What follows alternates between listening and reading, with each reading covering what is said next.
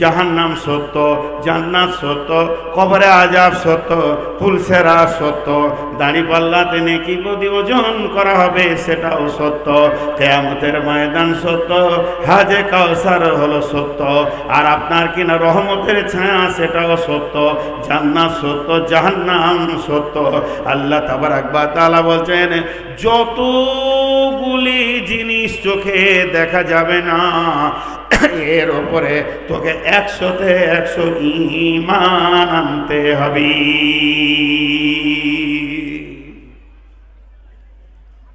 বুঝাতে পারলাম? যে জিনিস দেখা যায় না,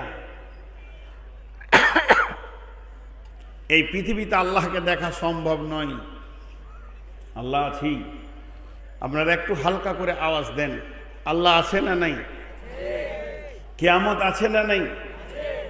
এর উপরে পরিপূর্ণ ঈমান রাখতে হবে, এক তিল বরাবর কম হলে চলবে না।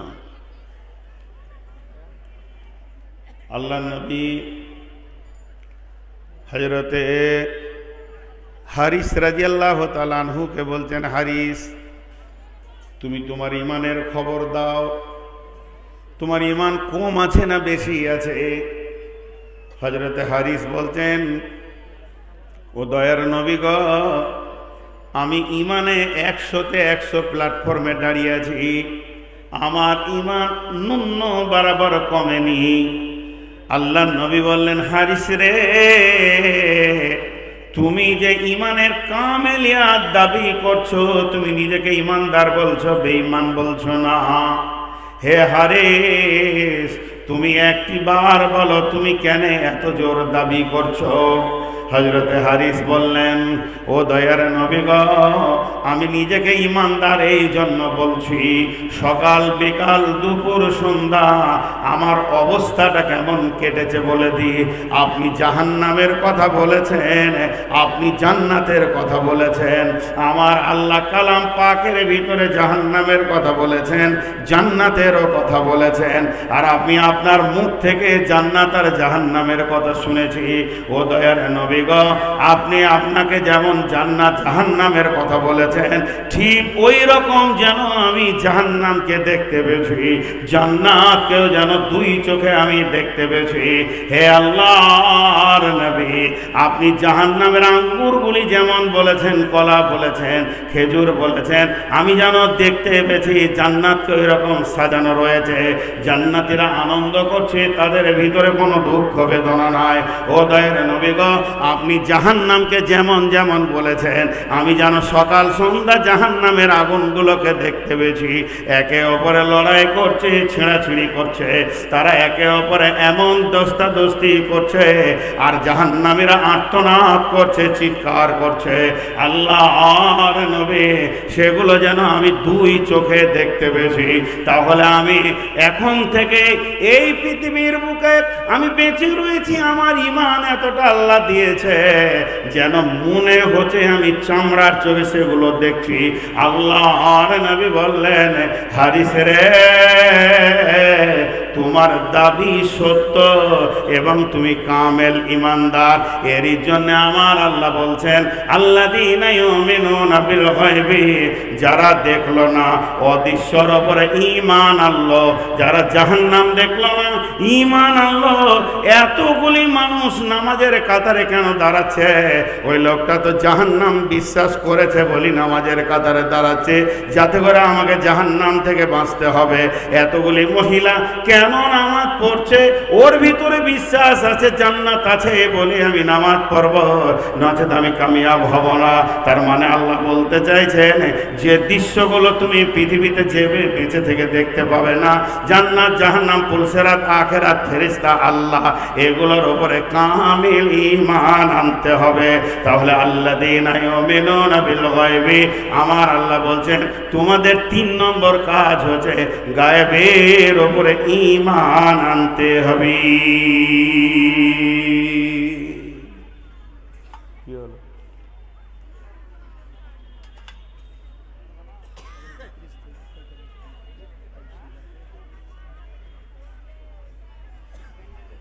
তাহলে খেয়াল করেন, কটা হলো বলা? এক নম্বরে আল্লাহর উপরে এই কিতাবটা বিশ্বাস করতে হবে, আল্লাহর ভয় আনতে হবে। 3 নম্বরে যেগুলো দেখা যায় না তার উপরে ঈমান আনতে হবে। নাম্বার 4, ওয়ায়ুকিমুনাস সালাতা। যদি আপনাকে আমাকে কামিয়াব হতে হয় তাহলে নামাজ পড়তে হবে।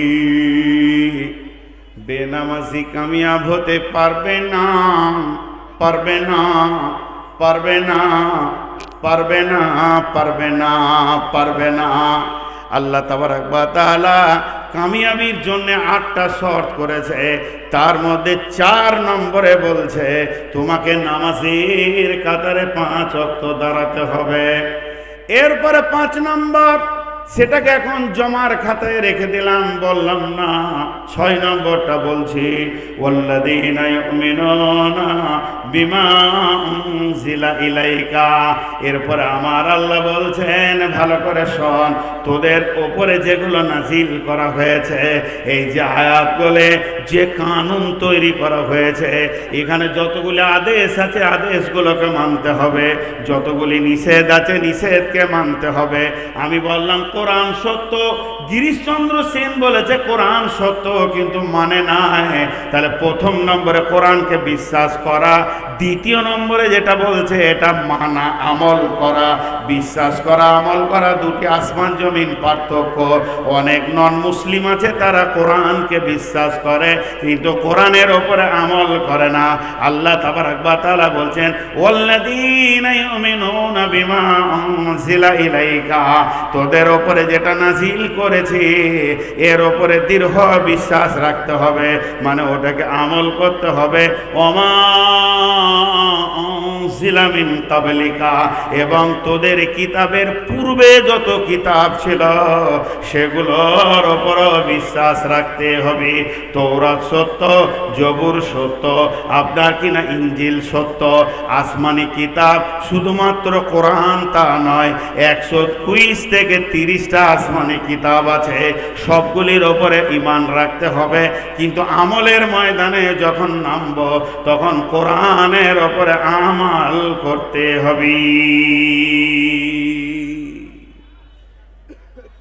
6টা বলা হয়ে গেল, চচ্চর করে টানছি, ধীরে ধীরে বললে 2 ঘন্টা 2.5 ঘন্টা লাগবে। 1ম নম্বরে হলো কি, গুনিয়ে দিই এই কিতাবটা কোনো মিথ্যা নাই, এটা বিশ্বাস করা। 2 নম্বরে আল্লাহর ভয়কে আনা। 3 নম্বরে দিলের ভিতরে যেগুলো দেখা যায় না তার উপরে বিশ্বাস করা। 4 নম্বরে নামাজের কাতারে দাঁড়া। 5 নম্বরে যে কিতাব আমাদের নাজিল হয়েছে এর উপরে বিশ্বাস করা। 6 নম্বরে এর পূর্বের যে কিতাবগুলো তার উপরেও বিশ্বাস করা। 7 নম্বরে আমার আল্লাহ বলছেন ওয়াবিল